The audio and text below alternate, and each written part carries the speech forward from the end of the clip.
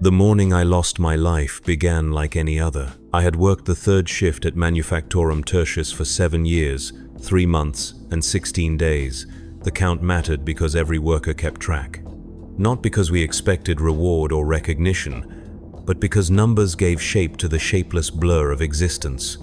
7 years, 3 months, 16 days of standing at Station 47, feeding raw plasteel into the hungry maw of pattern generator Kappa 9. 7 years of the same ritual. Wake at the 19th hour, consume ration paste, walk 14 minutes to the factory floor, stand, feed, listen to the machine's endless grinding song. The factory stretched beyond sight in both directions, a cathedral of industry where 10,000 souls performed their daily genuflection to the machine god. Steam hissed from overhead pipes in irregular bursts, creating a percussion that matched our movements. The air tasted of metal shavings and recycled breath. My hands had long since grown calloused from handling the rough plasteel sheets, and my back had learned to accommodate the slight hunch required to work comfortably at my station height. Station 47 sat in the middle of production line Alpha 7, surrounded by identical workstations manned by identical workers. To my left stood Jorik, a thin man whose nervous habit of counting aloud under his breath had become as familiar as the machine noise. To my right worked Mela, whose silence was so complete I sometimes wondered if she had forgotten how to speak. We never spoke of our lives before the Manufactorum. There seemed little point. The work consumed all available thought and energy, leaving nothing for memory or hope. The overseer's voice crackled through the voxcasters at precisely the same moment each shift. Production quota stands at 97% of target. Unacceptable. Increase output by 12% or face ration reduction. The threat carried no malice, only the mechanical certainty of bureaucratic process. We had heard the same announcement for 3 weeks running. The quotas always climbed, they never fell. I had adapted to this rhythm completely. My body moved without conscious direction, hands guiding plasteel into the machine's intake while my mind wandered through familiar paths. Sometimes I remembered the taste of real meat, though the memory had grown vague and possibly false. Sometimes I imagined colors brighter than the Manufactorum's perpetual rust-orange illumination. These thoughts came and went like distant ships on a dark horizon, visible for moments before disappearing into the greater darkness. The work was not difficult, merely endless. The machine required plasteel sheets fed at precise intervals, neither too fast nor too slow. Too fast and the pattern generator would jam, resulting in work stoppage and punishment detail. Too slow and the quota would slip, bringing the same result. 7 years had taught me the exact rhythm: feed. Count 3 seconds, feed. Count 3 seconds. The pattern never varied. Around me, 9,999 other workers performed their own variations of the same dance. The sound created a hypnotic symphony of industrial devotion, metal against metal.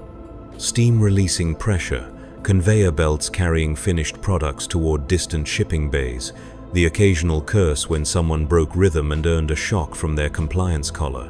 These sounds had become the texture of reality itself. I cannot say I was unhappy during those years. Happiness seemed a concept from another universe, irrelevant to the business of survival. I was fed. I was housed in Worker Barracks Delta 7, Level 3, Cell 941. I possessed regulation coveralls, regulation boots, and regulation identification tags. My existence had structure and purpose. The Imperium provided, as the daily prayer reminded us, and in return we gave our labor gladly. The prayer came at the shift's midpoint, broadcast through every Vox speaker in the facility. 10,000 voices would join in mechanical recitation. Blessed is the machine, for it serves the Emperor. Blessed is the worker, for we serve the machine. Blessed is our service, for through toil comes redemption. The words had worn smooth through repetition, losing meaning but gaining the comfort of routine. I spoke them without thinking, as natural as breathing. My cell in the worker barracks measured 2 meters by 3 meters. It contained a sleeping cot, a small storage compartment, and a waste receptacle. The walls were unpainted rockcrete, stained by decades of human habitation. A single lumen strip provided illumination when needed. I shared the cell with no one, a privilege earned through years of perfect compliance and production record. Most workers were housed in groups of 3 or 4. Solitude was a luxury in the underhive. The food was adequate. Ration paste provided necessary calories and nutrients, flavored weekly with different chemical additives. Monday brought artificial fruit essence. Tuesday was synthetic meat flavor. Wednesday through Sunday cycled through variations too subtle to distinguish. I had grown to prefer the unflavored base paste, finding the artificial tastes more unsettling than simple blandness. The paste came from great vats tended by dedicated nutrition servitors, dispensed through automated feeding stations throughout the complex. Recreation time lasted 2 hours per cycle. Most workers spent this time in the communal areas, playing simple games with worn cards or dice fashioned from scrap metal. Some gathered to listen as the more educated read from approved texts, usually technical manuals or devotional literature. I preferred to return to my cell and lie still, listening to the sounds of the hive settling around us. Even in the depths of the industrial sector, life continued its ancient patterns. Rats scurried through wall spaces, water dripped from corroded pipes, distant machinery hummed with tireless purpose. Sleep came easily in those days. Physical exhaustion ensured rest, and the darkness of the barracks created peace. Dreams, when they came, were simple things. Sometimes I walked through spaces larger than the manufactorum, under skies I had never seen but somehow remembered. Sometimes faces appeared, people whose names and relationships had been lost to time but whose presence brought warmth. These dreams faded quickly upon waking, leaving only the faint impression of something missed but not mourned. The routine had become perfect after 7 years. I knew exactly how many steps lay between my cell and the factory floor. I knew which corridor maintenance servitors followed predictable schedules that could be avoided. I knew the optimal timing for visiting the washing facilities to avoid crowds. Every aspect of existence had been reduced to efficient patterns that minimized friction and maximized the energy available for work. Change seemed impossible in such a place. The manufactorum had existed for centuries before my arrival and would continue for centuries after my departure, whenever that might come. Workers who grew too old or infirm were quietly transferred to other duties, though no one spoke of where they went or what became of them. New workers arrived regularly to fill empty stations, usually young people from the upper levels who had somehow failed to secure better positions. They learned the rhythm quickly or they disappeared. I had no reason to expect that anything would ever change. The Imperium was vast beyond comprehension, and my place within it was smaller than a single grain of sand. I was a worker at Station 47 on production line Alpha 7 in Manufactorum Tertius of Hive Tertius on a world whose name I had forgotten. My entire universe consisted of the factory, the barracks, and the corridors connecting them. This seemed not just acceptable but natural. The morning everything changed began with the same ritual awakening. The harsh tone of the shift klaxon penetrated sleep at precisely the 19th hour. I rose immediately, a response trained into my muscles through years of repetition. The regulation coveralls went on first, then the boots, then the identification tags around my neck. The small mirror above the storage compartment showed a face I barely recognized as my own anymore, weathered by industrial air and marked by the subtle signs of extended exposure to chemical processes. The walk to the factory floor followed its familiar path, down 3 levels via the cargo lifts, through corridor Gamma Prime, past the shrine to the machine god where incense burned continuously before an ancient cogitator housing. Left turn at Junction 7, right at Junction 12. Straight through the final checkpoint where servitors scanned our identification tags with mechanical precision. The same route every day for 7 years, 3 months and 16 days. Station 47 waited exactly as I had left it 8 hours earlier. The plasteel sheets sat in neat stacks beside the machine intake. The pattern generator hummed with quiet readiness. The control panel displayed the familiar sequence of green lights indicating proper function, everything in its place, ready for another cycle of productive service to the Imperium. Jorik had already begun his work, counting softly under his breath as he fed his own machine. 47, 48, 49, 50. His daily count would reach into the thousands before shift end. Mela stood silent at her station, moving with the mechanical precision that had made her the line's most efficient worker for 3 consecutive years. The overseer's platform remained empty, though surveillance servitors tracked our movements with tireless attention. The first hour passed exactly as expected. Feed the machine, count 3 seconds. Feed the machine, count 3 seconds. The rhythm synchronized with my heartbeat, creating a meditation that made time flow without notice. Steam hissed from the overhead pipes. The pattern generator's grinding song provided steady accompaniment. The familiar ache began to build in my lower back, a signal that my body was settling into the day's work. It was during the second hour that the disruption began. The sound came first, filtering through the factory's constant noise like a discordant note in a familiar symphony. Marching feet in perfect synchronization, moving with military precision through corridors designed for industrial traffic, the sound grew closer, accompanied by voices barking orders in the clipped tones of authority.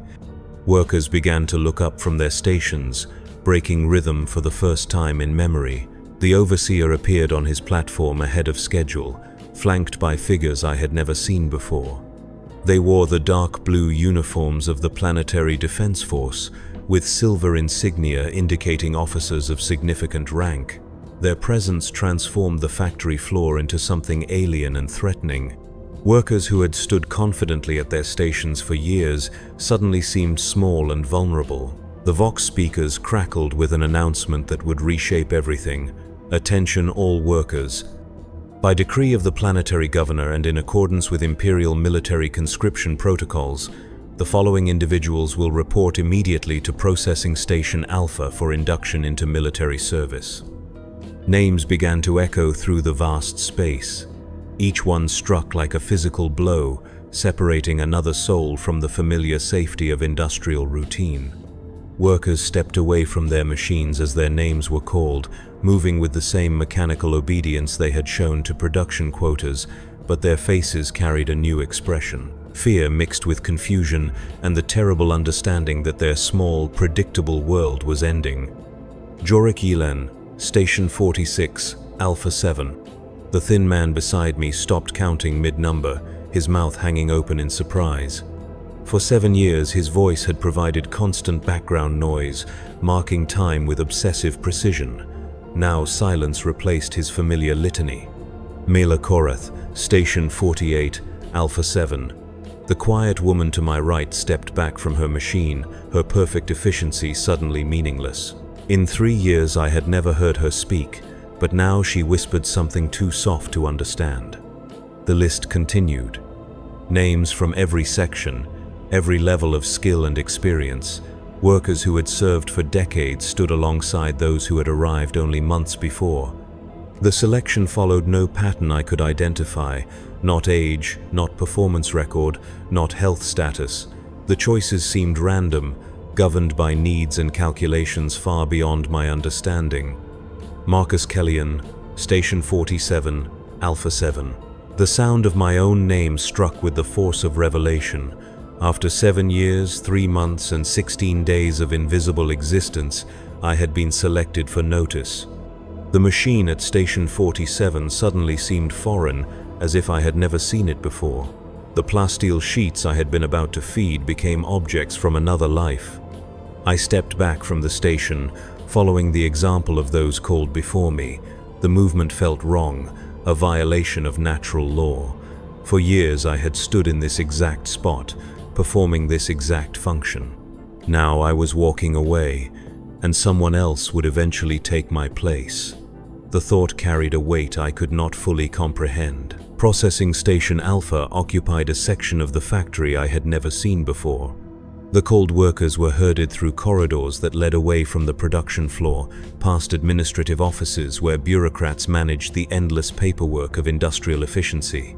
The walls here were painted regulation green instead of rust orange, and the air carried different scents.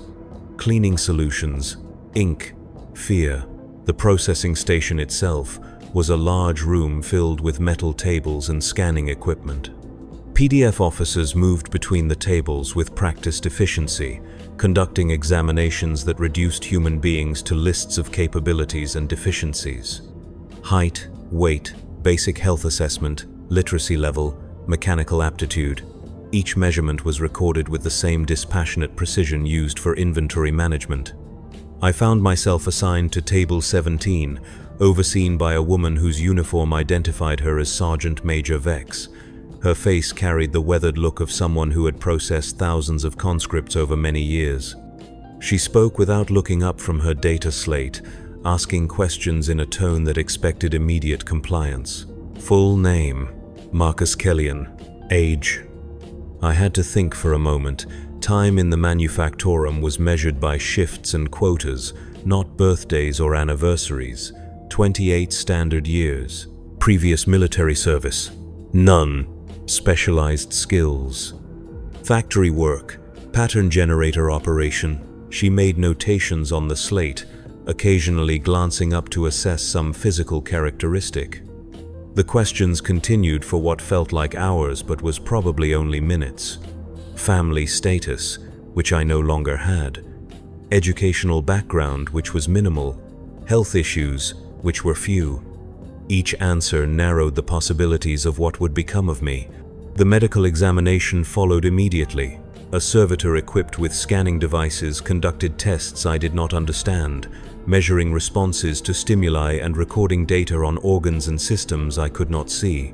The process was impersonal in the way that all imperial bureaucracy was impersonal, reducing individuals to component parts that could be catalogued and utilized. Physically suitable for standard infantry service, the servitor announced in its mechanical voice. Recommended assignment: frontline combat unit, siege warfare specialization. The words meant nothing to me then. I had heard of the Imperial Guard from propaganda broadcasts and recruitment posters, but the reality of military service existed in a realm completely separate from factory work. The examination continued with tests of basic knowledge and reaction time, all conducted with the same efficient indifference. Around me, other workers were undergoing identical processing. Some were declared unsuitable for combat roles and assigned to support functions. Others were marked for specialized training in technical fields. A few were rejected entirely for health reasons and returned to their stations with visible relief. The majority, like myself, were channeled toward the great machine of imperial warfare. The entire process took less than 4 hours. 4 hours to dismantle a life that had taken 7 years to build, to redirect a human being from industrial production to military service. The efficiency was remarkable in its way, a testament to the Imperium's ability to mobilize resources when necessity demanded. Individual preferences and attachments were irrelevant obstacles to be processed away. By the end of the processing, we were no longer workers. We had become conscripts, assigned identification numbers and basic classification codes that would determine our immediate future. I was now conscript 4,471,892 Delta Infantry classification pending assignment. The name Marcus Kellion remained, but it felt like something that belonged to someone else. The final stage of processing involved the issuance of basic military equipment: a cloth bag containing regulation undergarments, a water bottle, a small eating kit, and a booklet titled Basic Military Doctrine for New Conscripts. The booklet was thin and printed on cheap paper that smudged easily. Its pages contained information about military hierarchy, basic orders, and simple diagrams of proper standing positions. We were also given identification tags to replace our worker badges. The new tags were heavier and made of different metal, stamped with our conscript numbers and basic service information. They felt foreign hanging around my neck, a constant reminder that my old identity had been officially terminated. The officer in charge of final processing was a captain whose name I never learned. He addressed our group with the practiced efficiency of someone who had given the same speech countless times before. "You are now property of the Imperial Guard," he announced. "Your previous lives are ended. Your service begins immediately. You will be transported to Training Facility Gamma for basic combat preparation, after which you will be assigned to active units based on military necessity. Questions will not be answered. Compliance is expected and will be enforced." The speech lasted less than 2 minutes.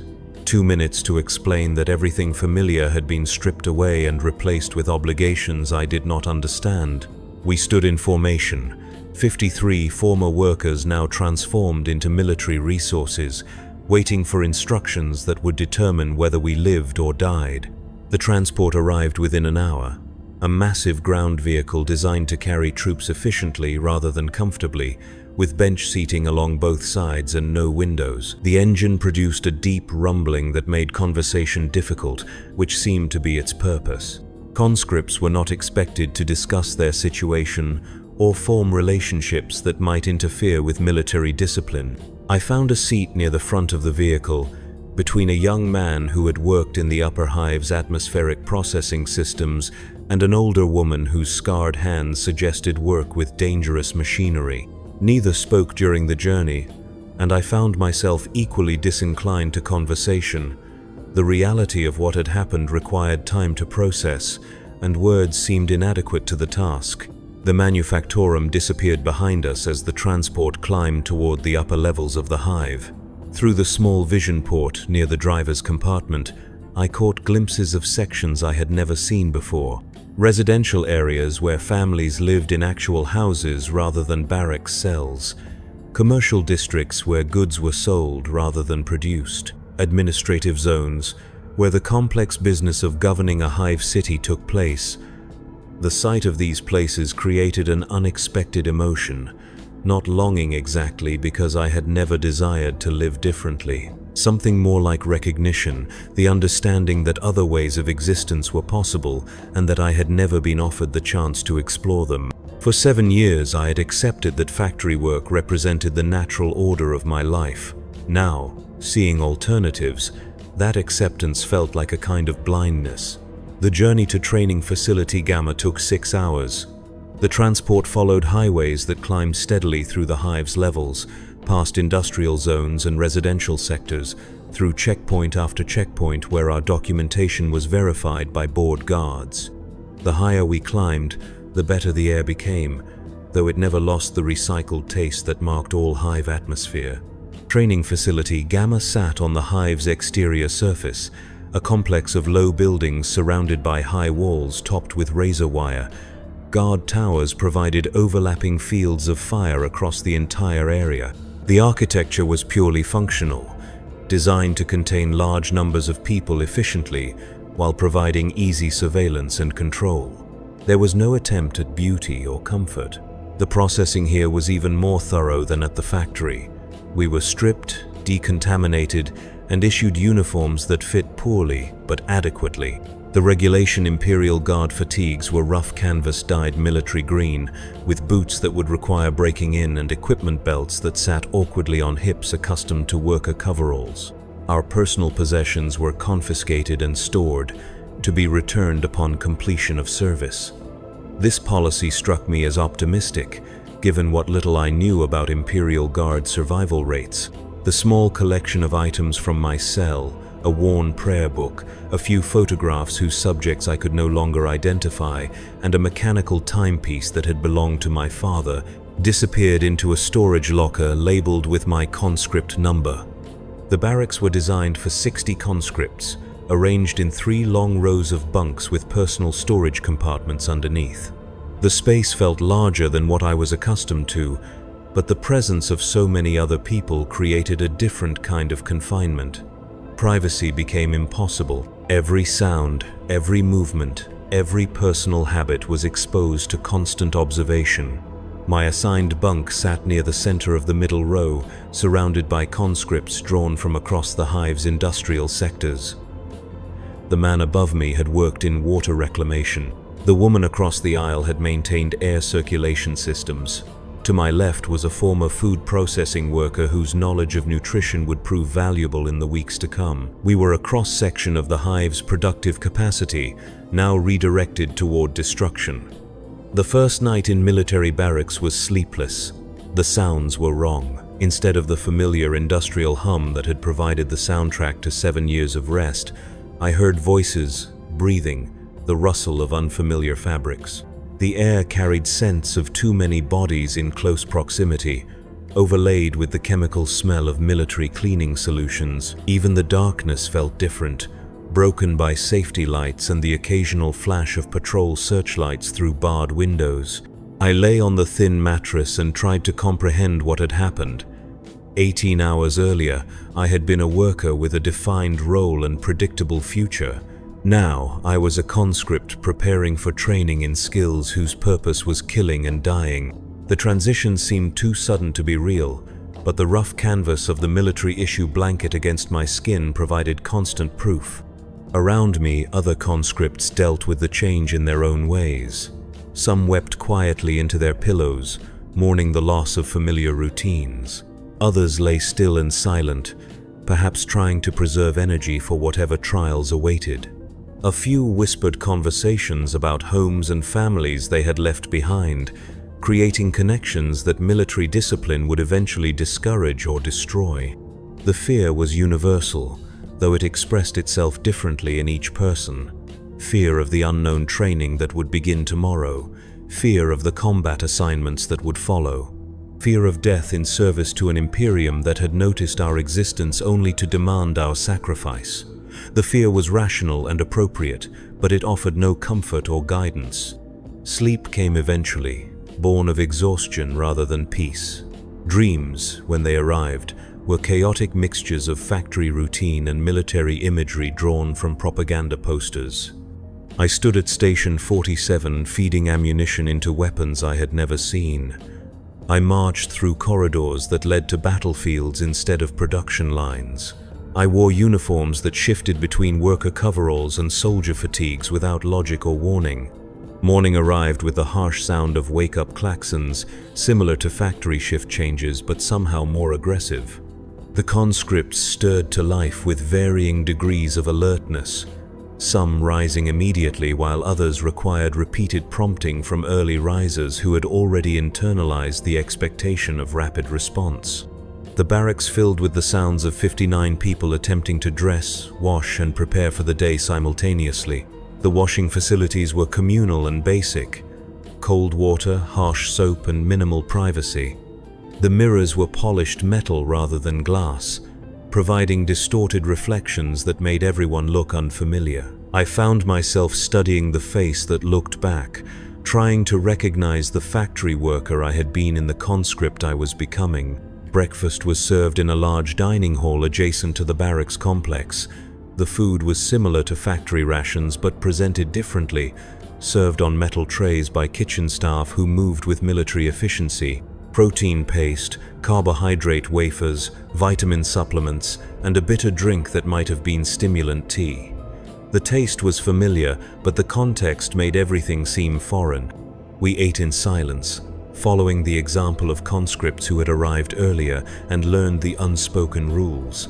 Conversation during meals was discouraged by the presence of training sergeants who watched for signs of insubordination or excessive familiarity between conscripts. The message was clear: we were individuals being processed into components of a military machine, and personal relationships would only interfere with that transformation. The training staff arrived as we finished eating. 3 sergeants and a lieutenant, all bearing the weathered appearance of career military personnel who had survived long enough to earn training assignments.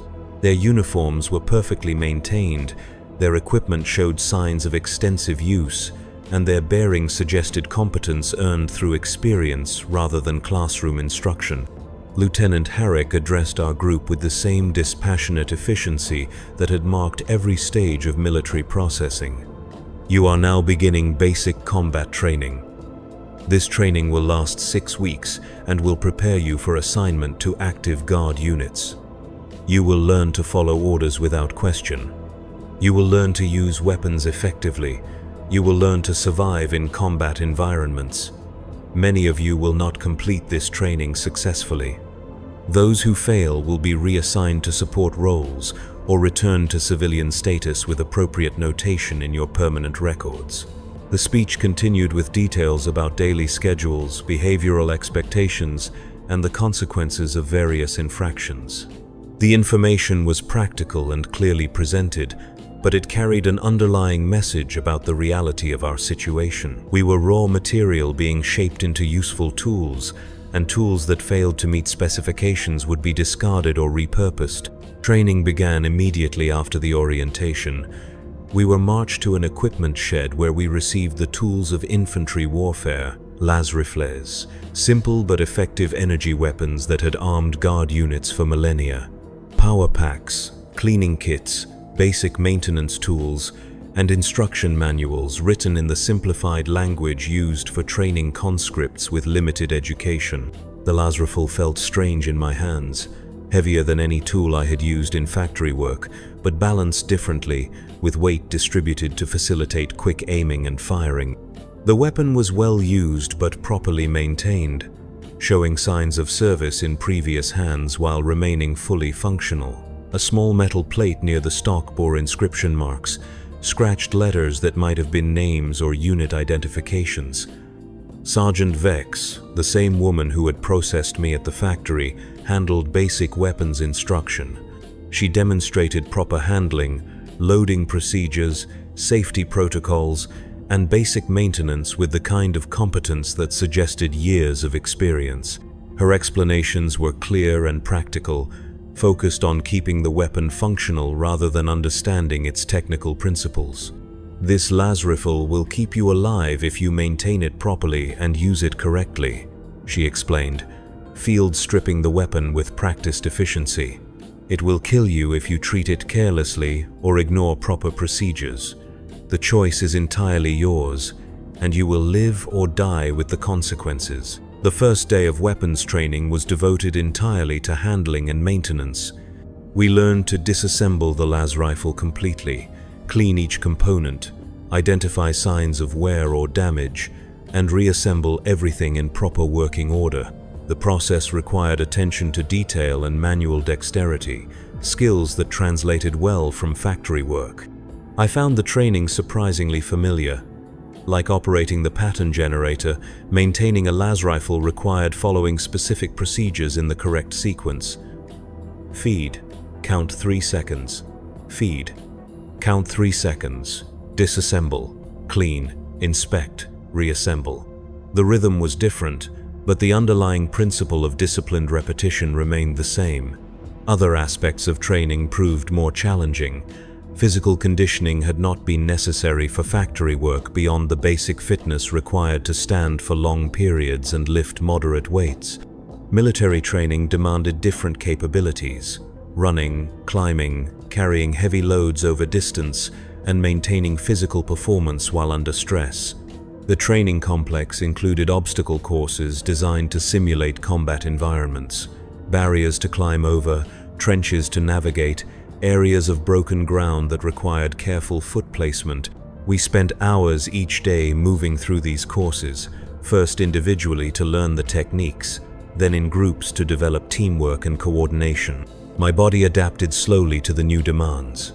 Muscles that had been sufficient for factory work proved inadequate for military requirements. Calluses in familiar places were joined by new ones in unfamiliar locations. The persistent ache in my lower back was replaced by pains in shoulders, legs, and joints that had never been tested by extended physical effort. The other conscripts were adapting at different rates. Those who had performed physical labor in their previous lives adjusted quickly to the conditioning requirements. Others, particularly workers from the upper hive's clerical and administrative sectors, struggled with basic fitness standards.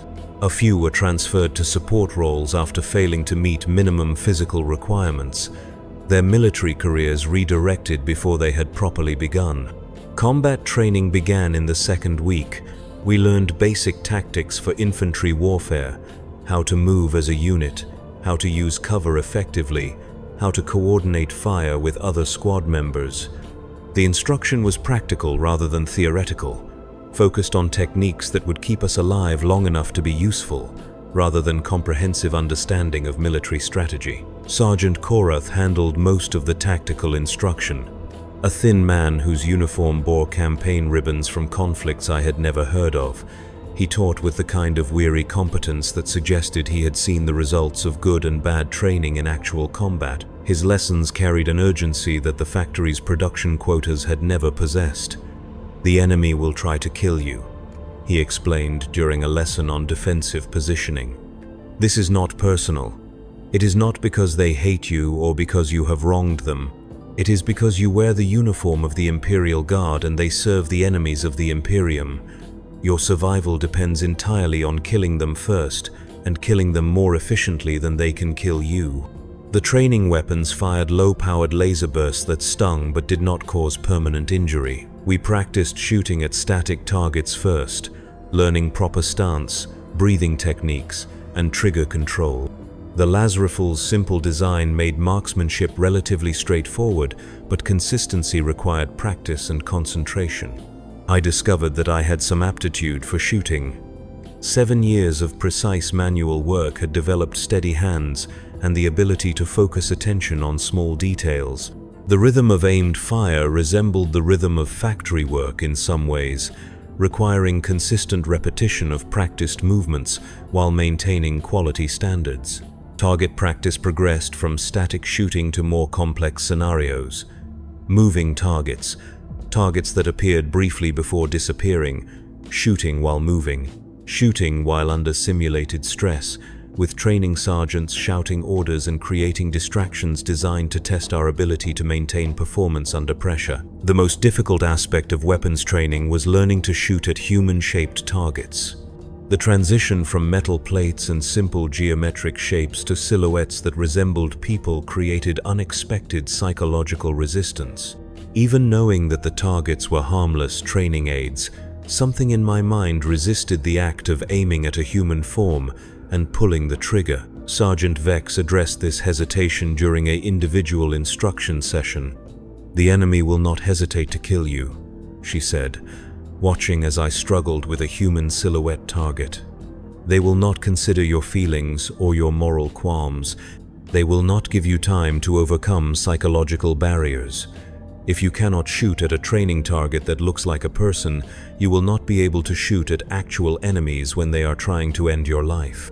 She was correct, of course. The training was designed to prepare us for realities that civilian life had not anticipated.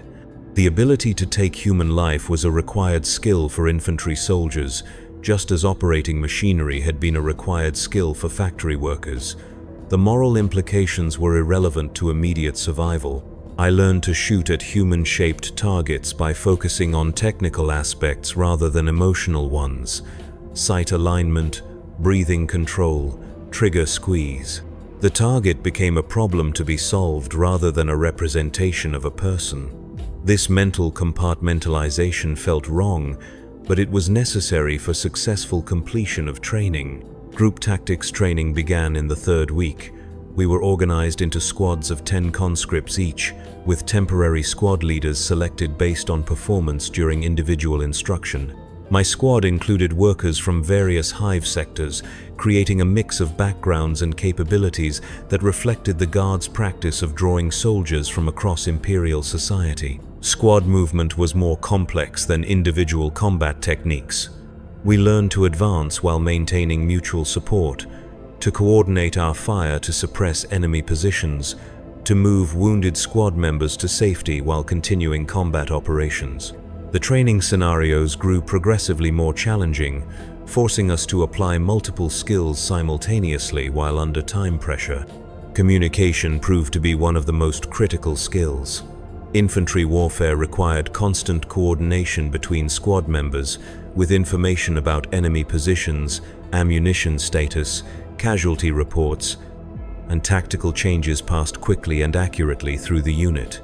We practiced using Vox equipment, hand signals, and verbal commands until communication became automatic rather than conscious effort. The voxcasters were similar to those used in the factory for receiving orders and announcements, but military models were designed for two-way communication and battlefield durability. Learning proper Vox protocol was essential for survival, since misunderstood or delayed communications could result in friendly fire incidents or tactical failures that would cost lives. My squad leader was conscript Yelena Voss, a former atmospheric systems supervisor whose leadership experience in civilian life translated well to military responsibilities. She had the ability to make quick decisions under pressure and to communicate those decisions clearly to the rest of the squad. Under her guidance, our squad began to function as a cohesive unit rather than a collection of individuals. The fourth week introduced us to heavier weapons and specialized equipment. Some conscripts showed aptitude for crew-served weapons like heavy